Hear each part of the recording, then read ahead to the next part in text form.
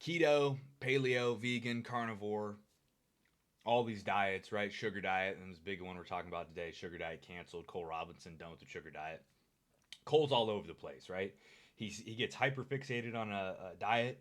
He does it, and then he moves on to something else to explain it, right? I think he moves on a little too quick, and I think he should have kept the ball rolling here with the sugar diet. Um, but if you're in a spot like Cole where you're already very lean, you can do any diet and it'll work. It just depends on what you want to do, right?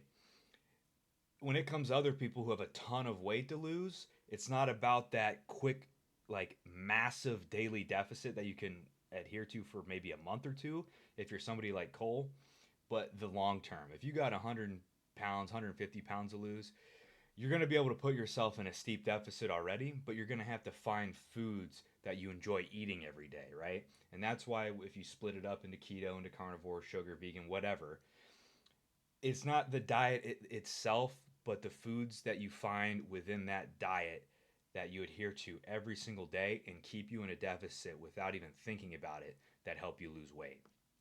Okay, so that's the number one principle here, a calorie deficit. You don't have to track, you don't have to think about it. Calories do exist because if you ate 1,000 pounds of meat and then one day you ate 0 pounds of meat, right? You did it for 2 months. What's going to happen? Well, something's going to have to happen. Yeah, you were in a caloric expenditure and then you're in a caloric deficit. All right, a food expenditure, a food deficit, whatever makes the neurons in your brain understand that the less food you eat, you're going to lose weight, and the more food you eat, the more likely you're going to gain weight. Okay, basically like a budget, right? And a budget that's more simple to explain for people. If you have more money coming in, you're going to store it. If you have more money going out, you're going to lose it. It's as simple as that. Um, yeah, but again with Cole, I mean, he take his advice, but don't take his adherence to something, right? Or you think if he flip flops back and forth. And he touches on it briefly. He's like, I'm still on the sugar diet. I'm still doing the sugar diet. And, he's out there. But um, take what he says and do it for 3 months. It's almost like a do as I say, not as I do type thing with him. You know, take his advice, try it for 3 months, and if you lose weight, good. Don't think that just because he's not doing it anymore doesn't mean it doesn't work. All right. These are all tools you can use, and the sugar diet's one that he's just put a lot of emphasis on recently. All right. But again, I'm going to go back to adherence. All right. This comes with workout plans too, because if you have a diet that you can't adhere to, or you have a workout plan you can't adhere to, you're not going to do it. So I don't care how good and optimal a workout plan is, or how good and optimal a diet is, right? If you can't stick to it, you're not going to lose weight, right? If you're able to stick to a caloric deficit, eating Twinkies all day, eating Pop Tarts, eating straight candy, and that keeps you in a deficit and you lose fat loss, that's excellent, right? What you're going to have to do though is eventually realize that once you get out of that deficit, you're going to have to find a way to maintain your weight using actual healthy foods, which is really easy, but you're going to have to find healthy foods that you want to eat. So that might take some time, right? And of course, your palate will change, your taste buds will change. Because you'll get used to eating a certain food and then you probably won't want to go back to it. It happens to all of us, right? I think boredom's the biggest part of any dieting failure, is because you get something, you don't really like it, and then of course you're not going to fall to it, and you get bored and you go try something else. But then when you try something else, you try it along with all the other foods you don't like.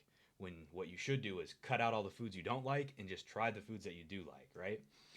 Like, hey, if you're going to a party and there's going to be cake there and you really want that cake, but there's other food too, have have maybe a salad and then just dive bomb on that cake, Like, don't eat anything else. You're going to put yourself in a better spot than if you ate all the other food that you didn't really want to eat and then you eat all the cake too. So, again, find the foods you like within a diet, and that will enable you to adhere to the diet and lose fat. Okay, that is the best way to do it. I can't tell you what foods, right? If you want to stick to the sugar diet, stick to whole food fruit sources.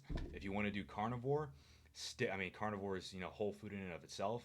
Um, I would just stick to one group if you're going to do carnivore. Like, truly, if you're going to do carnivore for 2 or 3 months, maybe first 2 weeks you do eggs and bacon or something. Next 2 weeks you do some sort of meat variation, but keep it simple, right? That's the biggest part about this. It takes out the thinking when you have such a small food group, right? You don't have to stress about what you're going to eat because you're able to just, yeah, I'm going to eat watermelon this whole week. All right, so just buy watermelon for that whole week and eat watermelon. I'm going to eat eggs this whole week. I've done that. It's excellent, actually. It's probably the easiest thing to adhere to, but your energy levels go straight to the crapper. Um, but, do that. Vegan diet. If you're going to do vegan, eat straight potatoes. I mean, there's a big thing on a potato diet, which I'm really interested in looking into and starting something similar, except I'll have some animal products with it. But yeah, I mean, there's tons of ways to lose weight. You just have to find the one that you're able to adhere to. Um, Another thing could be fasting, right? If you're able to do fasting, I really don't think fasting helps with fat loss unless you're willing to do it once or twice a week for more than 32 hours, right? If you're going to fast for 18 hours, I don't think that helps. If you want to see decent fat loss, you're going to have to fast for 32 hours, right? And basically 32 hours is more than a day, but if you line it up correctly, you still eat within a day sort of period. So you would stop eating at like 6 p.m., go that whole night, wake up, whatever, we'll say 6 a.m. That's already 12 hours, okay? You go to 6 again, that's, 24 hours. And then you could maybe go to like 10 o'clock or 12 o'clock, you're around 28, 30 hours, anywhere near that, anywhere near like 28 and plus is kind of a good method because you're skipped a whole day of eating essentially, right? And then when you do eat, right, eat a small amount of food. Don't dive bomb it with a ton of food. Have some carbs and then go to bed on that. That's usually what I do when I break a long fast. Um, yeah. So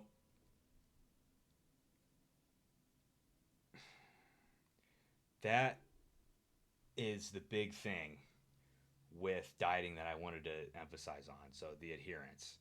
Um, the sugar diet for me is super easy to adhere to. I mean, I love watermelon. It's seasonal. Here I go. Ton of food. Volume you can eat with it. Um, you don't have to worry about getting fat on the sugar diet because one, you have no protein calories, and two, you have no fat calories. Okay, if you're doing a straight sugar fast for 7 days, to get 4,000 calories in, you'd have to eat 1,000 grams of carbs. And if you're eating carbs from straight carb sources, if it's whole foods like watermelon, you would have to eat several. I think it's like a, it's over 11 pounds. You would have to eat a ton of watermelon, a ton of apples, right?